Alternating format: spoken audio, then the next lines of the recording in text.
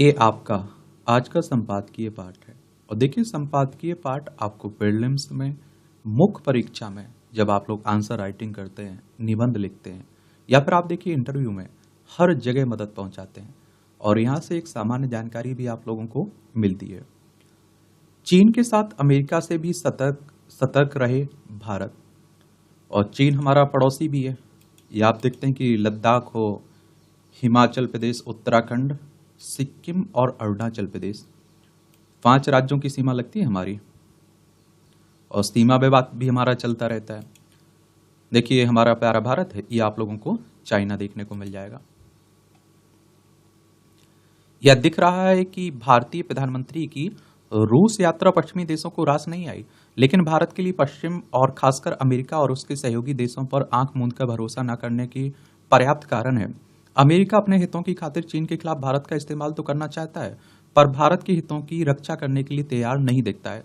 और इसका एक संकेत तब मिला जब आप देखिए पिछले दिनों अमेरिकी सांसदों के एक प्रतिनिधि मंडल ने भारत यात्रा के दौरान तिब्बती बौद्धों के सर्वोच्च धर्मगुरु और नेता दलाई लामा से धर्मशाला में मुलाकात की। बाद में यह समूह प्रधानमंत्री मोदी से भी मिला। प्रतिनिधि मंडल का नेतृत्व तिब्बत से जुड़े मामलों पर मुखर रही वरिष्ठ अमेरिकी सांसद नैन्सी पेलोसी कर रही थी।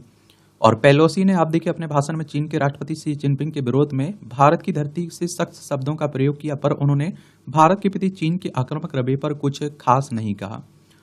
और आप देखेंगे कि अमेरिका इस समय चीन के साथ प्रभुत्व के संघर्ष में उलझा हुआ है, तो पेलोसी की बातें हैरान करने वाली नहीं है।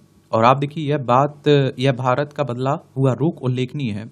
वर्ष 1993 की सीमा शांति समझौते और फिर 2013 तक चीन के साथ मधुर व्यापारिक संबंधों के दौर में नई दिल्ली में बैठी सरकारों ने चीन को नाराज न करने के उद्देश्य से दलाई लामा से दूरी बनाने की नीति अपना रखी थी। भारत में सरकारों के शिथिल रवैये का लाभ उठाकर चीन हमारे तमाम हिस्सों पर अपना दावा करने का दुस्साहस दिखाने लगा। 2020 में जब गलवान घाटी में पानी सिर से ऊपर गुजरने लगा, तब भारत ने चीन को उसकी भाषा में ही जवाब देना शुरू किया। उसके बाद से दोनों देशों के बीच सैन्य तनाव रहकर सिर उठाता रहा। चीन अपनी हरकतों से बाज आने को तैयार नहीं दिखता है।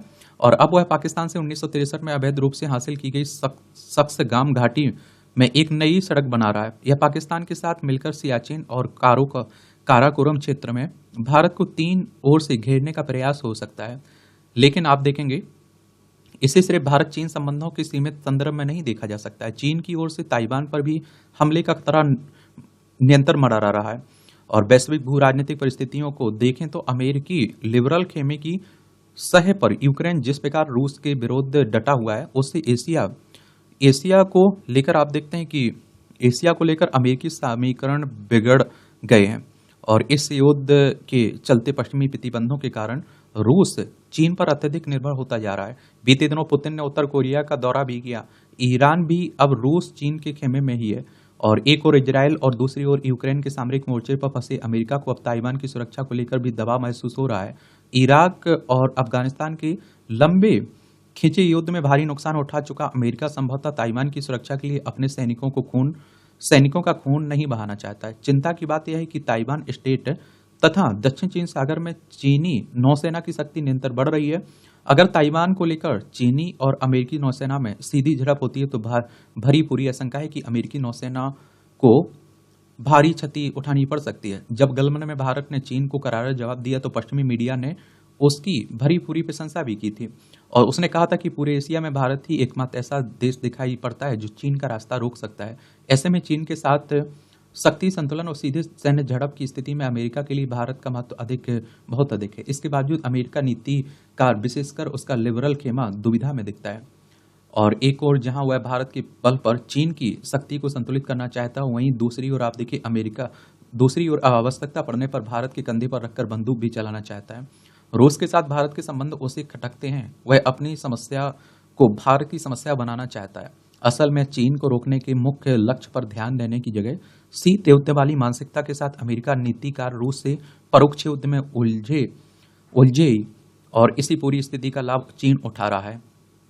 और पीएम मोदी कि हालिया रूस यात्रा से पहले अमेरिकी राजदूत यह कहते सुनाई पड़े कि प्रतिबंधों के बावजूद रूस के साथ व्यापार कर रही भारतीय कंपनियों पर अमेरिकी कार्रवाई की गाज गिर सकती है। अमेरिका भारत की सुरक्षा चिंताओं को भी अनदेखा कर रहा है और आप देखेंगे कि अमेरिका उसके मित्र देश खालिस्तान आतंकियों को खुलकर संरक्षण दे रहे हैं।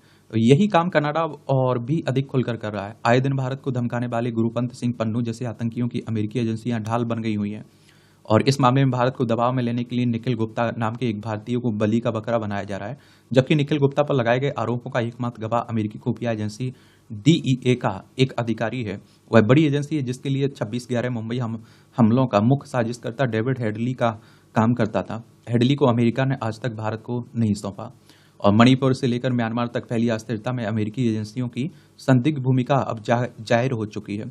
बांग्लादेश की प्रधानमंत्री शेख हसीना तो यहाँ तक कह चुकी हैं कि अमेरिका इस क्षेत्र में एक ईसाई राष्ट्र बनाना चाहता है ताकि चीन के विरुद्ध उसका अपना एक बेस तैयार हो सके। ऐसे में अमेरिका को यह निर्णय करना होगा कि यदि उसे चीन के विरुद्ध भारत की मदद चाहिए तो वह भारत के आंतरिक मामलों में हस्तक्षेप करना बंद करे। हालांकि डेमोक्रेट पार्टी के शासनकाल में यह कठिन लगता है और वास्तव में आप देखिए यदि चीन प्रत्यक्ष रूप से हमलावर है तो अमेरिका भी विश्वास करने लायक मित्र नहीं दिखता है। इसलिए यह भारतीय विदेश नीति की कठिन परीक्षा का समय है। भारत को चीन के साथ अमेरिका से भी सतर्क रहना होगा। लेखक काउंसिल ऑफ स्ट्रेटेजिक अफेयर्स से संबद्ध सामरिक विश्लेषक है, इनका नाम है कौन, दिव्य कुमार सूती। इनके द्वारा ये आर्टिकल लिखा गया है। और देखिए एक समय अमेरिका, चाइना और पाकिस्तान का बड़ा अच्छा खास मित्र हुआ करता था। आज आप देखिए अगर चाइना को रोकना है तो भारत की बिना मदद के वो संभव नहीं है, इसलिए भारत की ओर उसका झुकाव देखने को मिलता है। कहते हैं अमेरिका मतलब ही दोस्त है। राहुल की नज़र में अयोध्या आंदोलन को हराने का वक्तव्य हिंदू समाज को फिर से हीन ग्रंथि का शिकार बनाने की कोशिश। देखिए आपने देखा है कि अभी हाल ही में लोकसभा के चुनाव हुए थे, अयोध्या सीट भारतीय जनता पार्टी हार गई है, तो उसी को लेकर बातें हो रही हैं। पढ़ना हो तो पढ़ सकते हैं, राजनीति से जुड़ा हुआ है। ये आपको टेलीग्राम पर डाल देता हूँ PDF, इसकी एजुकेशन सर्कल प्लेटफॉर्म है ना, तो वहाँ से जाकर डाउनलोड कर लीजिएगा। देखिए अगर हम लोग चुनाव की बात करें तो आप सभी जानते हैं कि इलेक्शन कमीशन ऑफ इंडिया, भारतीय निर्वाचन आयोग एक संवैधानिक संस्था है। संविधान के अनुच्छेद 324 के तहत चुनाव आयोग की स्थापना की बात की गई है। 25 जनवरी 1950 में स्थापना हुई थी। 25 जनवरी को आप लोग मतदाता दिवस मनाते हैं। नई दिल्ली में हेडक्वार्टर देखने को मिलेगा। सुकुमार सेन पहले मुख्य चुनाव आयुक्त थे। विधानसभा, राज्यसभा, लोकसभा, राष्ट्रपति, उपराष्ट्रपति के चुनाव की देखभाल यही संस्था करती है। लक्ष्य प्राप्ति, तो इस दुर्लभ मानव जीवन को सार्थक बनाने के लिए किसी लक्ष्य का होना अत्यंत आवश्यक है। लक्ष्य ऐसा हो जो व्यापक मानवीय हितों की पूर्ति पर केंद्रित हो। ऐसा लक्ष्य हमें हर दिन प्रयास करने और सफलता की ओर एक एक कदम बढ़ाने की प्रेरणा देता है। जब हम अपने निर्धारित लक्ष्य के प्रति उत्साहित होते हैं तब हमारी ऊर्जा और दृढ़ संकल्प हमें सफलता की ओर ले जाती है। कई बार सफलता नहीं मिलती है, इससे विचलित होने की आवश्यकता नहीं है। अमेरिकी लेखक टॉनी रॉबिन्स ने कहा है कि लोग स्वाभाविक रूप से आलसी नहीं होते हैं, बल्कि उनके पास ऐसे लक्ष्य होते हैं जो उन्हें प्रेरित नहीं करते हैं। यदि लोग अपने जीवन में प्रेरणादायक और अर्थपूर्ण लक्ष्य तय करें तो भी अधिक सक्रिय और प्रतिबद्ध हो सकते हैं। जरूरी है कि हम सकारात्मक सोच के साथ लक्ष्य का चयन करें, अपनी क्षमता पहचानें और उसे पूर्ण करने के लिए बार बार स्वयं को प्रेरित करें। लक्ष्य प्राप्ति के लिए से पहले तक सफलता दिखाई नहीं देती, इसलिए सफल व्यक्तियों के जीवन से प्रेरणा लेकर उनके समक्ष आने वाली कठिनाइयों से सीख लेना अत्यंत महत्वपूर्ण है। सफलता का मार्ग सीधा और सरल नहीं होता है। हर सफल व्यक्ति ने अपने जीवन में कई कठिनाइयों और असफलताओं का सामना किया है, लेकिन उनके सफल होने का कारण है कि उन्होंने कभी हार नहीं मानी है। निरंतर प्रयास करते रहना एवं पूर्ण समर्पण ही लक्ष्य की प्राप्ति का प्रमुख कुंजी है। हमें यह समझना चाहिए कि असफलता केवल एक पड़ाव है, न कि अंत। असफलता हमें हमारी कमियों और गलतियों से अवगत कराती है और हमें सुधार का अवसर भी देती है। इसलिए असफलता से डरें ना डरें। यह भी स्मरण रहे कि सफलता का वास्तविक अर्थ यह है कि हम अपने सपनों को साकार करें और जीवन में संतुष्टि प्राप्त करें। एक बात मैं आप लोगों से हमेशा कहता हूँ कि अपने काम में आप 100% दीजिए। जो काम में दिलचस्पी है आपको, उसी काम को कीजिए। आप किसी को देखा देखी आपने शुरू कर दिया, 2-4 दिन बाद आपका भूत उतर गया, फिर आप लोग डीमोटिवेट रहते हैं, तो ऐसा मत करिए और निरंतर करिए।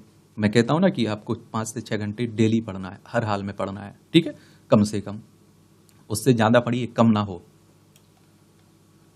यह अभी आप देखिए सुप्रीम कोर्ट ने एक बड़ा फैसला दिया है। सुप्रीम कोर्ट का यह आदेश व्यापक प्रभाव वाला है कि तलाकशुदा मुस्लिम महिलाएं भी पति से भरण पोषण यानी कि गुजारा भत्ता पाने की अधिकारी हैं। यह इसलिए एक बड़ा और बेहद महत्वपूर्ण निर्णय है क्योंकि इसके माध्यम से सुप्रीम कोर्ट ने राजीव गांधी सरकार की ओर से उठाए गए एक गलत कदम का प्रतिकार करने के साथ ही मुस्लिम महिलाओं को न्याय देने का काम किया है। एक तरह से इस निर्णय के जरिए सुप्रीम कोर्ट ने यही रेखांकित किया है कि बहुचर्चित साहिबानो मामले में उसकी ओर से दिया गया फैसला सर्वथा उचित एवं संविधान सम्मत था। राजीव गांधी सरकार ने उसे पलट कर सही नहीं किया था। ज्ञात हो कि साहिबानों पर सुप्रीम कोर्ट का 1985 का फैसला भी गुजारा भत्ता से संबंधित था, लेकिन मुस्लिम तुष्टीकरण की राजनीति के चलते राजीव गांधी सरकार ने इस फैसले को पलट दिया था। 1986 में कट्टरपंथी मुस्लिम संगठनों के दबाव में आकर उनके मन मुताबिक को शरिया के अनुकूल मुस्लिम महिला अधिनियम बनाया गया था। इस अधिनियम का एकमात्र उद्देश्य मुस्लिम महिलाओं के अधिकारों का हनन करना था। अब सुप्रीम कोर्ट ने स्पष्ट किया कि यह अधिनियम किसी पंथनिरपेक्ष कानून पर हावी नहीं होता है। तलाकशुदा मुस्लिम महिलाएं गुजारा भत्ता के लिए दंड प्रक्रिया संहिता की धारा 125 के तहत याचिका दायर कर सकती हैं। और तलाकशुदा मुस्लिम महिलाओं के भरण पोषण पर सुप्रीम कोर्ट का फैसला केवल यही नहीं कह रहा है कि अलग अलग समुदाय की महिलाओं को भिन्न भिन्न कानूनों से संचालित नहीं किया जा सकता है, बल्कि समान नागरिक संहिता की आवश्यकता भी जता रहा है। समान नागरिक संहिता कहने का मतलब है सबके लिए समान कानून की बात हो रही है, सब पर कानून लागू हो। अब आप देखिए, मुस्लिम महिलाओं के लिए अलग है, हिंदू महिलाओं के लिए अलग है। अरे भैया, सबके लिए एक हो, सीधी सी बात है। और आप देखते हैं कि इसमें आप देखेंगे कि इसी के साथ यह भी संदेश दे रहा है कि देश के लोग संविधान से चलेंगे, ना कि अपने अपने पर्सनल कानूनों से, वे चाहे जिस पंथ मजहब के हों। यह अपेक्षा अनुचित नहीं है कि विपक्षी दलों के वे नेता सुप्रीम कोर्ट के इस फैसले की प्रशंसा करने के आगे आए, जो पिछले कुछ समय से संसद के भीतर बाहर संविधान की पितियां लहराकर यह दावा करने में लगे हुए हैं कि उन्होंने उसकी रक्षा की है और वे उसे बचाने के लिए प्रतिबद्ध हैं। यह यदि संविधान के प्रति उनकी प्रतिबद्धता सच्ची है तो उन्हें इस फैसले का स्वागत करना ही चाहिए। और इसकी आप देखते हैं कि भरी पूरी आशंका है कि इस फैसले से कुछ मुस्लिम संगठन असहमति जताने के साथ उसे सुप्रीम कोर्ट में चुनौती दें और पता नहीं वे क्या करेंगे। लेकिन राहत की बात यह है कि इस समय केंद्र में मोदी सरकार है, ना कि तथाकथित सेकुलरिज्म की दुहाई देने वाली कोई सरकार। यह सही समय है कि मोदी सरकार समान नागरिक संहिता लागू करने के अपने वादे को पूरा करने की दिशा में आगे बढ़े। और जिसका कोई उचित नहीं है, देश में अलग अलग समुदाय के लिए तलाक, गुजारा भत्ता, उत्तराधिकार, गोद लेने आदि के नियम कानून इस आधार पर हों कि उनका पंथ मजहब क्या है। देखिए, सुप्रीम कोर्ट की बात करें तो हमारी सर्वोच्च अदालत है। संविधान के अनुच्छेद 124 के तहत सुप्रीम कोर्ट की स्थापना की बात की गई है। 28 जनवरी 1950 में स्थापना हुई थी। पौधारोपण में जन भागीदारी। अपने आवास में एक पौधा लगाकर बिहार के मुख्यमंत्री नीतीश कुमार ने राज्य स्तरीय वन महोत्सव की शुरुआत की है और उन्होंने अपील की है कि हर व्यक्ति इस अभियान में शामिल हो, अपने आसपास पौधा लगाए। राज्य के हर व्यक्ति और संस्था को इस पवित्र कार्य में शामिल होना चाहिए और हाँ, पौधा लगाकर भूल नहीं जाना है। ये सबसे बड़ी लाइन है, क्योंकि आपने देखा होगा सरकार हो, नेता हो, पौधा लगाकर आप देखेंगे सेल्फी लेंगे और अपलोड करेंगे, उसके बाद भूल जाएंगे उस पौधे को। भैया लगाइए, उसकी देखभाल करिए जब तक वो बड़ा नहीं हो जाता है। और संकल्प यह भी हो कि हमें उस पौधे की सेवा वृक्ष बनने तक करें, परिवार के सदस्य की तरह हम उसकी देख रेख करें। और राज्य सरकार के बेहद आयोजन है, प्रत्येक जिले में बड़े पैमाने पर पौधे लगाए जाएंगे। सरकारी तंत्र तो अपनी जिम्मेदारी का निर्वहन कर रहा है, लेकिन इसका क्रियान्वयन तभी बेहतर ढंग से फलीभूत होगा जब हम सब इसमें अपनी भागीदारी सुनिश्चित करें। हर साल लाखों पौधे लगाए जाते हैं, लेकिन उनमें से काफ़ी कम वृक्ष बन पाते हैं। यह इसलिए क्योंकि इसमें जन भागीदारी की कमी है। अगर हर व्यक्ति अपने इर्द गिर्द लगने वाले पौधों को गोद ले तो उसकी रक्षा करे तो कोई कारण नहीं है कि पौधे सूख जाएं। बस हमें संकल्प को दृढ़ करना होगा। और आप देखते हैं कि क्या दृढ़ करना होगा, यह वक्त की जरूरत भी है। वृक्षों के लगातार कटने का नतीजा तापमान साल दर साल बढ़ता जा रहा है। राहत तभी मिल सकती है जब वन क्षेत्र बढ़े। अभी बिहार में महज 7% वन क्षेत्र है, जबकि राष्ट्रीय औसतन करीब 25% का है। और साल दर साल बेहद पैमाने पर पौधारोपण अभियान चलाकर ही इस अंतर को पाटा जा सकता है। वैसे तो हर खाली जमीन पर पौधारोपण किया जाना उपयुक्त है, लेकिन तालाबों, नदियों के किनारे यह और भी मुफीद है। यहाँ पौधों को फलने फूलने का तो उचित माहौल मिलेगा ही, तालाब और नदियों को भी इससे लाभ होगा। और सबसे महत्वपूर्ण बात है कि पौधे ऐसे लगाए जाएं जो या तो फलदार हों या फिर प्रचुर मात्रा में ऑक्सीजन देने वाले हों। सैर सपाटे में अनुशासन आवश्यक है। तो बीते दिनों महाराष्ट्र में लोनावाला में भूसी बांध पर सैर सपाटा करने पहुंचा एक पूरा परिवार झरने के पानी में बह गया। बरसात ने अभी दस्तक भी दी है, पर देश भर के पर्यटन स्थलों पर ऐसे कई हादसे हो चुके हैं। हर वर्ष की बरसात के मौसम में सैर सपाटे के लिए निकले लोगों के साथ इस तरह की दुर्घटनाएं होती हैं। और इन हादसों का सबसे दुखद पक्ष है कि कभी सुरक्षा नियमों की अनदेखी तो कभी अति आत्मविश्वास के चलते लोगों का जीवन छिन जाता है। तकलीफदेह है कि बरसात के सुहाने मौसम में सैर सपाटा करते लोग स्वयं अपनी जान को जोखिम में डालने की गलती करते हैं, जबकि बांध, नदी, झरने आदि अधिकतर स्थल आबादी वाली जगहों से दूर होते हैं, और जिसके चलते समय पर बचाव दल का पहुंचना भी कठिन होता है। इतना ही नहीं, बारिश में ऐसी जगहों पर अचानक पानी का बहाव तेज होने की भी आशंका रहती है और कहाँ और किस तरह से कोई दुर्घटना हो जाए यह समझना कठिन होता है। कहीं चट्टान वाली जगह पर फिसलन की आशंका रहती है, तो कहीं पानी की गहराई की जानकारी नहीं होती। अचानक तेज वर्षा होने पर कई स्थलों का पानी का बहाव रुद्र रूप ले लेता है और ध्यातब्द रहे कि अधिकतर मामलों में लोग भारी बरसात के अलर्ट, दुर्घटना स्थल से जुड़ी चेतावनी और पर्यटन स्थल पर सुरक्षा को लेकर जारी नियमावली को भी नहीं मानते हैं। पहाड़ी क्षेत्रों या फिर नदी, समुद्र जोखिमपूर्ण हिस्सों में भी पहुंच जाते हैं, जबकि प्रशासन अमले द्वारा समय समय पर मानसून के मौसम में सैर सपाटे के दौरान एहतियात बरतने की सलाह दी जाती है। सैलानियों की सुरक्षा के लिए ऐसे ऐसे आप देखिए स्थलों पर सुरक्षा से जुड़े दिशा निर्देशों वाले बोर्ड लगाए जाते हैं। कई स्थलों को बाकायदा प्रतिबंधित स्थल घोषित किया जाता है। बावजूद इसके अनदेखे अनजाने पर्यटक स्थलों का भी पर भी न केवल सतर्कता की कमी देखने को मिलती है, बल्कि नियमों की भी अनदेखी की जाती है। हालिया वर्षों में वर्चुअल दुनिया का दिखावा भी पर्यटक स्थलों पर होने वाले हादसे का कारण बना है। आभासी दुनिया में विशेषकर ढंग से उपस्थिति दर्ज कराने के लिए रील, वीडियो, तस्वीरें खींचने और अब अजब गजब ये आप देखते हैं कि कर्तव्य वाली गतिविधियों इन दुर्घटनाओं को न्योता दे रही हैं, जबकि इन्हीं तकनीकी सुविधाओं का इस्तेमाल मौसम की सही जानकारी लेने के लिए भी किया जा सकता है। दायित्वबोध के इस मोर्चे पर लोगों को स्वयं ही चेतना होगा और इन दुर्घटनाओं पर आमजन की सजगता से ही लगाम लग सकती है। नियमों का पालन और सैर सपाटे के समय भी अनुशासन का भाव ही जीवन सहेज सकता है। अच्छी बात है। ये आप देखिए टिप्पणियां रहती हैं, देखना हुआ कर तो देख लिया करिएगा। 1962 में अपने 100वें वीटो का इस्तेमाल कर कश्मीर मुद्दे पर भारत के समर्थन में किया था रूस ने संयुक्त राष्ट्र सुरक्षा परिषद में। देखिए संयुक्त राष्ट्र की बात करें तो यूनाइटेड नेशंस की बात हो रही। 24 अक्टूबर 1945 में इसकी स्थापना हुई थी। न्यूयॉर्क यूएसए में हेडक्वार्टर देखने को मिलेगा। और देखिए संयुक्त राष्ट्र सुरक्षा परिषद की बात करें तो टोटल 15 मेंबर हैं। इसमें से 5 स्थायी मेंबर हैं और 10 अस्थायी मेंबर हैं। जो 5 स्थायी मेंबर हैं इनके पास विशेष पावर होती है। अगर कोई प्रस्ताव पास कराना होता है तो इन 5 को सहमत होना चाहिए। अगर इनमें से एक भी विरोध में रहता है तो वो प्रस्ताव रिजेक्ट हो जाता है। तो ये जरूर याद रखा करिएगा। चलिए आप लोग बताइए, जो 5 स्थायी सदस्य हैं उनमें कौन कौन शामिल है। मोदी की रूस यात्रा के निहितार्थ देख लीजिए। इस तरह के आर्टिकल होने चाहिए, यूपीएससी लेवल के लिखे जाते हैं, देख रहे हैं। इस तरह की डिमांड रहती है। ये है रूस, ये हमारा प्यारा भारत है। तो गत दिनों भारत रूस वार्षिक शिखर सम्मेलन की 22वीं बैठक मॉस्को में आयोजित हुई, जिसमें प्रधानमंत्री नरेंद्र मोदी ने भाग लिया है। और इस अवसर पर आप देखिए प्रधानमंत्री मोदी और रूस के राष्ट्रपति व्लादिमीर पुतिन के बीच द्विपक्षीय वार्ता हुई। बैठक में दोनों देशों के व्यापारिक संबंधों, वैश्विक राजनीति, यूक्रेन संकट, क्षेत्रीय स्थिरता एवं शांति को लेकर विशेष बातचीत हुई। मोदी पुतिन की इस मुलाकात से नाटो सदस्य यूक्रेन काफी असहज दिखे। नाटो की बात करें तो कब हुई थी इसकी स्थापना? इसमें 32 मेंबर आप लोग देखते हैं ना। मैं बात कर रहा हूँ द नॉर्थ अटलांटिक ट्रीटी की बात हो रही है। 4 अप्रैल 1949 में स्थापना हुई थी। ब्रुसेल्स, बेल्जियम में इसका हेडक्वार्टर देखने को मिलेगा।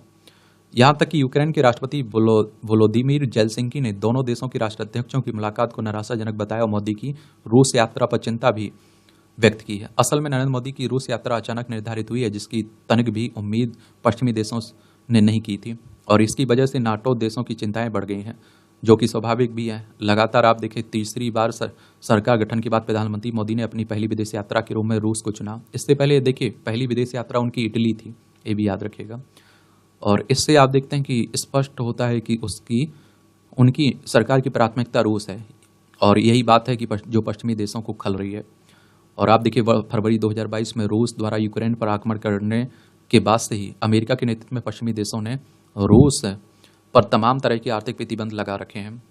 क्या लगा रखे हैं? उन्होंने रूस को वैश्विक समुदाय से अलग थलग करने की कोशिश भी की। नाटो ने रूस पर आक्रमण की धमकी तक दी। इस कड़ी में यूरोपीय देशों और अमेरिका ने भारत पर भी साम दाम नीति का प्रयोग किया और इसकी वजह से भारत ने रूस और पश्चिमी देशों के मध्य संतुलित संबंधों पर जोर दिया। भारत ने युद्ध को लेकर रूस का प्रत्यक्ष विरोध तो नहीं किया, लेकिन समय समय पर विभिन्न मंचों से रूस और यूक्रेन से शांति वार्ता की अपील करता रहा। सितंबर 2022 में एससीओ की बैठक के दौरान प्रधानमंत्री मोदी ने रूसी राष्ट्रपति पुतिन से कहा था कि यह समय युद्ध का नहीं है। अब आप कहोगे एससीओ क्या है? और मैं कह रहा हूं हमेशा आप लोगों से कि इस तरह के जो संगठन है उनके बारे में जरूर याद रखा करिएगा। इनसे क्वेश्चंस आपके एग्जाम में पूछे जाते हैं। क्या पूछे जाते हैं?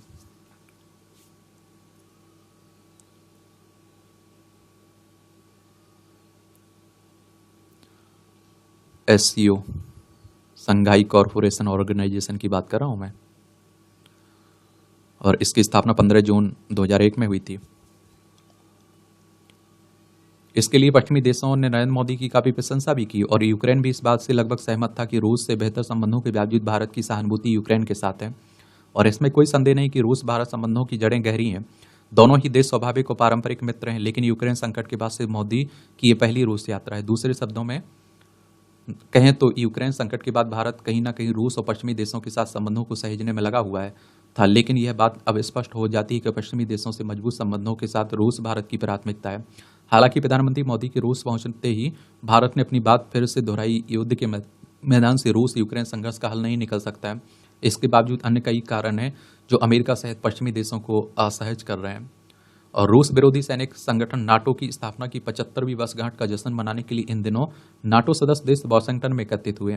इस बीच मोदी पुतिन मुलाकात ने नाटो देशों के जश्न को फीका कर दिया है। विश्व समुदाय को स्पष्ट दिख रहा है कि रूस को अलग थलग करने की पश्चिमी देशों की योजना बेकार साबित हुई है। इससे नाटो की साख पर प्रश्न चिन्ह लग रहा है और जिसका जवाब अमेरिका या अन्य सदस्य देशों के पास नहीं है। उनकी आप देखते हैं कि यह खींच देखी जा सकती। अमेरिकी अखबार द वॉशिंगटन पोस्ट लिखता है कि नरेंद्र मोदी द्वारा रूसी राष्ट्रपति को गले लगाना साफ संकेत देता है कि अमेरिका चाहे जितना भी प्रयास कर ले भारत को अपने पक्ष में लाने की, भारत रूस के साथ खड़ा रहेगा। इसी तरह न्यूयॉर्क टाइम्स लिखता है कि पीएम मोदी का दौरा संकेत है कि पश्चिमी देशों के दबाव के बावजूद भारत ने अपना कूटनीतिक रास्ता नहीं बदला। और आप देखिए, यूक्रेन युद्ध के बाद से हम देख रहे हैं कि रूस के पक्ष में चीन न केवल खुलकर खड़ा है बल्कि दोनों के बीच रिश्ते और गहरे हुए हैं। दूसरी तरफ 2020 में गलवान घाटी के खूनी संघर्ष के बाद चीन के खिलाफ भारत को अमेरिका ने पूर्ण समर्थन दिया। इससे अमेरिका को पूरी उम्मीद थी कि रूस चीन में बढ़ती मित्रता के विकल्प के रूप में भारत का झुकाव अमेरिका की तरफ होगा। लेकिन मोदी की इस यात्रा ने अमेरिका की उम्मीदों को झटका दिया है। प्रधानमंत्री नरेंद्र मोदी की रूस यात्रा और पुतिन ने वार्ता को लेकर भले ही अमेरिका और यूरोपीय ये देश असहज हों, लेकिन भारत के दृष्टिकोण से यह यात्रा अत्यंत आवश्यक है, महत्वपूर्ण थी। मोदी की इस यात्रा को व्यवहारिक दृष्टिकोण से देखना ज्यादा उचित होगा। यूक्रेन पर आक्रमण के 2.5 साल बीत जाने के बाद भी पश्चिमी देश रूस का कुछ भी बिगाड़ नहीं पाए हैं। दूसरी तरफ यूरोप का राजनीतिक समीकरण भी बदल रहा है। ब्रिटेन में ऋषि सुनक के नेतृत्व में कंजर्वेटिव पार्टी की सरकार थी और जिससे उम्मीद की जा रही थी कि जल्द ही मुक्त व्यापार समझौता पर दोनों देशों के बीच हस्ताक्षर होंगे। लेकिन 14 वर्षों के बाद लेबर पार्टी की सरकार की वापसी के बाद यह समझौता ठंडे बस्ते में जाने की आशंका है। और फ्रांस में आप देखते हैं कि त्रिशंकु परिणाम के बीच इमैनुअल मैक्रों की सत्ता खतरे में आ गई है। अब बदले समीकरण में फ्रांस की सरकार का भारत के प्रति क्या रुख होगा अनिश्चित है। उधर अमेरिका में डोनाल्ड ट्रंप की वापसी के सहयोग बन रहे हैं। डोनाल्ड ट्रंप वही व्यक्ति हैं जो 2019 में नाटो को समाप्त करने की वकालत करने लगे थे। वह अमेरिकी विदेश नीति के विपरीत रूसी राष्ट्रपति पुतिन के साथ मित्रवत व्यवहार रखते हैं। और इन सारी बातों का निचोड़ यह है कि यूरोप और अमेरिका के साथ भारत के रिश्ते अगले कुछ समय तक असमंजस की स्थिति में रहने वाले हैं। और ऐसे में यूरोप और एशिया में शक्ति संतुलन की दृष्टि से नाटो के बजाय रूस भारत का बेहतरीन साझेदार साबित होगा। इस संबंध में नरेंद्र मोदी की रूस यात्रा भारत के राष्ट्रीय हितों का सुनहरा भविष्य तय करने वाली है। भारत के हर संकट का साथी रहा है रूस, ये भी आप लोगों को मालूम होना चाहिए। रूस यूक्रेन युद्ध ने दुनिया के 2 गुटों में बांट दिया। नाटो के सभी 32 देश रूस को परास्त करने के लिए रोज नए उपाय कर रहे हैं। इसी दौर में रूस और चीन की दोस्ती भी कुछ हद तक फलक पर दिखने लगी है। चीनी राष्ट्रपति शी जिनपिंग ने पिछले साल रूस का दौरा किया था। जाहिर है कि इस बदले माहौल में भारत को भी अपने सदाबहार मित्र रूस के साथ द्विपक्षीय भेंट करना अब स्वाभाविक हो गया था। नतीजन प्रधानमंत्री नरेंद्र मोदी ने रूस की 2 दिवसीय यात्रा की है। इस दौरान हुए भारत रूस शिखर सम्मेलन में मोदी और पुतिन ने कई अहम मुद्दों पर सहमति जताई और जिनमें आप देखिए द्विपक्षीय है। ये आप देखिए इसमें द्विपक्षीय व्यापार को $100 अरब तक पहुंचाने का लक्ष्य भी शामिल है। पुतिन ने मोदी को रूस के सर्वोच्च नागरिक सम्मान से भी सम्मानित किया है। यह इस बात को साबित करता है कि दोनों देशों के संबंध में गर्माहट बनी हुई है। प्रधानमंत्री मोदी अब तक रूस समेत 1 दर्जन से अधिक देशों ने अपना सर्वोच्च नागरिक सम्मान प्रदान किया है मोदी जी को। यह सिलसिला 2016 में अफगानिस्तान तत्पश्चात सऊदी अरब से शुरू हुआ था। बीते 7 दशक से भारत एक गुटनिरपेक्ष देश रहा है और द्विपक्षीय संबंधों को अपनी सीमाओं में रहते हुए तय किया है। इसके बावजूद मोदी की रूस यात्रा चीन और अमेरिका समेत कई यूरोपीय देशों के लिए मंथन का विषय बन गया है। हालांकि पूरी दुनिया जानती है कि रूस और भारत की दोस्ती दशकों पुरानी है। यह मित्रता दोनों देशों के परस्पर सहयोग से लगातार आगे भी बढ़ रही है। और वैसे दो देशों के संबंध इस बात पर अधिक टिके होते हैं कि उनकी सामाजिक, सांस्कृतिक और आर्थिक प्रगति के साथ संप्रभुता कितनी अक्षुण्ण है। पुतिन से मुलाकात के दौरान मोदी जी ने कहा कि दुनिया जब खाद्य पदार्थ, ईंधन और उर्वरक की कमी का सामना कर रही थी, तब हमने रूस की मदद से अपने किसानों, नागरिकों के समक्ष समस्या नहीं आने दी। वहीं पुतिन ने यूक्रेन संकट के शांतिपूर्ण समाधान की कोशिश के लिए मोदी को धन्यवाद देते हुए कहा, यूक्रेन संकट का हल करने की कोशिश के लिए आपका आभारी हूं। और देखा जाए तो दोनों देशों के रिश्ते शीत युद्ध के दौर से और उसके बाद भी प्रगाढ़ होते गए हैं। पिछले 8 दशक में अंतर्राष्ट्रीय परिदृश्य बदल गए हैं। कई देश गृह युद्ध की आग में झुलस गए और कई देशों के बीच रिश्तों में गिरावट आई, मगर भारत रूस आज तक बिना खटास के मित्रता निभा रहे हैं। भारत की हर मुश्किल में रूस खड़ा रहा है। दुनिया की परवाह किए बिना रूस अंतर्राष्ट्रीय मंचों पर भी दोस्ती निभाई। संयुक्त राष्ट्र सुरक्षा परिषद में रूस ने 22 जून 1962 को अपने 100वें वीटो का इस्तेमाल करते हुए कश्मीर मुद्दे पर भारत के समर्थन में किया था। हालांकि 1961 में 99 वीटो का इस्तेमाल भी वह भारत के लिए किया था, जो गोवा के मसले पर था। और इस प्रकार आप देखिए, पाकिस्तान के खिलाफ और भारत के पक्ष में रूस वीटो का पावर का इस्तेमाल करता रहा है, जबकि पड़ोसी चीन ठीक इसके उलट कार्य करता रहा है। हालांकि कई मुद्दों पर रूस के साथ अपने संबंधों को भुनाना हमारे लिए अभी बाकी है। संयुक्त राष्ट्र सुरक्षा परिषद में स्थायी सदस्यता समेत कई बिंदुओं पर रूस भारत के काम आ सकता है। और साथ ही वैश्विक मंचों पर कूटनीतिक संतुलन बनाने के मामले में भी रूस का साथ हमारे लिए कहीं अधिक है। तो आपको समझ में आ गया होगा कि भारत के लिए रूस क्यों जरूरी है। अंतर्राष्ट्रीय संबंध में आप लोग पढ़ते हैं ना, तो उसी से जुड़ा हुआ है।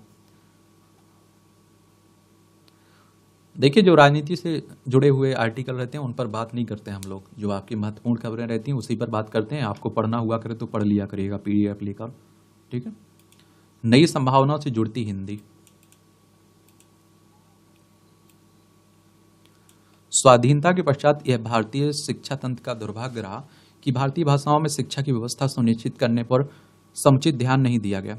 परिणामतः देश में अभियांत्रिकी, चिकित्सा, विधि आदि रोजगारपरक विषयों की शिक्षा पर अंग्रेजों का एकाधिकार स्थापित होता गया। हिंदी सहित अन्य भारतीय भाषाएं हाशिए पर चली गईं और इस स्थिति ने शिक्षा क्षेत्र में भारतीय भाषाओं के विकास को अवरुद्ध करने का काम किया। किंतु अब राष्ट्रीय शिक्षा नीति 2020 के लागू होने के बाद से देश में हिंदी अन्य भारतीय भाषाओं के लिए संभावना के नए द्वार खोलने लगे हैं। धीरे धीरे हिंदी व्यावसायिक एवं रोजगारपरक विषयों की शिक्षा का माध्यम बनने की दिशा में कदम बढ़ाने लगी है। हाल के वर्षों में कई राज्यों ने हिंदी में चिकित्सा और अभियांत्रिकी की शिक्षा देने की शुरुआत की है। 2022 में मध्य प्रदेश ने देश में सर्वप्रथम MBBS की परीक्षा हिंदी में देने की शुरुआत की थी। उत्तर प्रदेश में भी MBBS की शिक्षा हिंदी में देने के लिए चिकित्सा शिक्षा महानिदेशक द्वारा सभी चिकित्सा महाविद्यालयों को निर्देश दिया गया था। मध्य प्रदेश और उत्तर प्रदेश के पश्चात अब बिहार सरकार द्वारा राष्ट्रीय शिक्षा नीति 2020 के प्रावधानों के अंतर्गत कदम बढ़ाते हुए चिकित्सा पाठ्यक्रम को हिंदी में उपलब्ध कराने की घोषणा की गई है। इस घोषणा के तत्पश्चात अब बिहार में भी MBBS की पढ़ाई हिंदी माध्यम में की जा सकेगी। इसके लिए एम्स दिल्ली के अनुरूप हिंदी में पाठ्यक्रम तैयार किया जा रहा है। चिकित्सा शिक्षा के अतिरिक्त आप देखिए, अभियांत्रिकी की शिक्षा भी भारतीय भाषाओं में उपलब्ध कराने के प्रयास देश में शुरू हो चुके हैं। देश में अभियांत्रिकी की पढ़ाई भी हिंदी में शुरू करने वाला पहला राज्य मध्य प्रदेश ही है। उत्तर प्रदेश द्वारा भी हिंदी में अभियांत्रिकी की पढ़ाई करवाने की घोषणा की जा रही है। IIT जोधपुर में भी नए सत्र में BTech की पढ़ाई हिंदी में होगी। अखिल भारतीय तकनीकी शिक्षा परिषद द्वारा अभियांत्रिकी की पुस्तकों का हिंदी एवं अन्य भारतीय भाषाओं में तत्परतापूर्वक अनुवाद किया जा रहा है। स्पष्ट है कि देश में व्यावसायिक विषयों की शिक्षा हिंदी सहित अन्य भारतीय भाषाओं में उपलब्ध कराने के लिए गंभीर प्रयास हो रहे हैं। यह सर्वप्रथम तथ्य है कि मातृभाषा में हमारे सीखने की गति तेज होती है, क्योंकि इस दौरान हमें मानसिक अनुवाद की प्रक्रिया से नहीं गुजरना पड़ता है। इसके विपरीत जब हम मातृभाषा के अतिरिक्त अपनी द्वितीयक या फिर तृतीयक भाषा में कुछ पढ़ते या सुनते हैं तो पहले उसे अपनी मातृभाषा में मन अनुदित करते हैं, तब उसकी ग्रहण कर पाते हैं। यही कारण है कि मातृभाषा में मस्तिष्क की ग्राह्यता सर्वाधिक होती है। मौलिक विचारों का सृजन एवं उनकी सदुद्भावनाएं मातृभाषा में अधिक होती हैं। अतः मातृभाषा में प्राथमिक या उच्च शिक्षा मिलने पर मस्तिष्क को केवल सृजन पर ही ध्यान केंद्रित करना होगा, उसे किसी और प्रक्रिया से नहीं गुजरना होगा। इस तथ्य को ध्यान में रखते हुए राष्ट्रीय शिक्षा नीति 2020 में उल्लेखित है, छोटे बच्चे अपने घर की भाषा मातृभाषा में सार्थक अवधारणाओं को अधिक तेजी से सीखते हैं। जहाँ तक संभव हो कम से कम ग्रेड 5 तक शिक्षा का माध्यम घर की भाषा, मातृभाषा, स्थानीय भाषा, क्षेत्रीय भाषा होगी। लेकिन अधिक बेहतर होगा कि यह ग्रेड 8 और उससे आगे तक भी हो। उच्च शिक्षा के संदर्भ में राष्ट्रीय शिक्षा नीति कहती है कि अधिक उच्चतर शिक्षण संस्थानों में तथा उच्च शिक्षा के और अधिक कार्यक्रमों में मातृभाषा स्थानीय भाषा को शिक्षा के माध्यम के रूप में उपयोग किया जाए और या कार्यक्रमों को द्विभाषी रूप में चलाया जाएगा। इसी अभिष्ट को प्राप्त करने के उद्देश्य से ही आज देश में चिकित्सा अभियांत्रिकी आदि की शिक्षा को भारतीय भाषाओं में उपलब्ध कराने के प्रयास दिखाई दे रहे हैं। यद्यपि अभी यह रास्ता बहुत लंबा और चुनौतियों से भरा हुआ है, परंतु इस दिशा में कदम बढ़ाया जाना ही अभी महत्वपूर्ण है।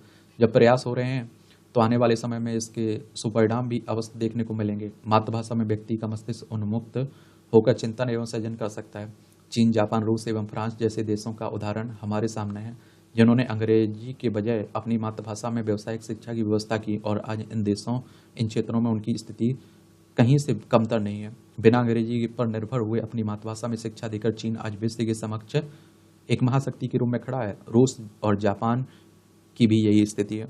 और हिंदी की बात करते रहते हैं, हिंदी को राष्ट्रभाषा बनाने की बात तो करते नहीं हम लोग, और हिंदी को ये बढ़ावा देना चाहिए मुझे लगता है, जब हिंदी की इतनी बातें होती हैं तो इस तरह से आप देखेंगे आज के दैनिक जागरण के संपादकीय पाठ की कहानी खत्म होती है। आप लोग पढ़ते रहिए, एंजॉय करते रहिए। कल से सोच रहा हूँ मैं कुछ और अच्छे से बदलाव किया जाए, और भी न्यूज़पेपरों के आर्टिकल जो महत्वपूर्ण एडिटोरियल होते हैं उन्हें शामिल किया जाए, और कोशिश रहेगी कल से थोड़ा भी बहुत व्यस्तता रही, बहुत अनियमितताएं भी हुई, तो सुबह 6 बजे तक आपकी हर हाल में न्यूज वाली क्लास आपको मिल जाया करेगी। और बाकी 10 या 12 बजे आप जो भी टाइम बताएं, ये भी आपकी एडिटोरियल वाली भी क्लास आपको उपलब्ध करवा दी जाएगी, तो आप लोग फ्री हो जाया करेंगे। ठीक, मेरे लिए कोई सुझाव हो, सवाल हो तो ज़रूर आप लोग बताया करिएगा। धन्यवाद।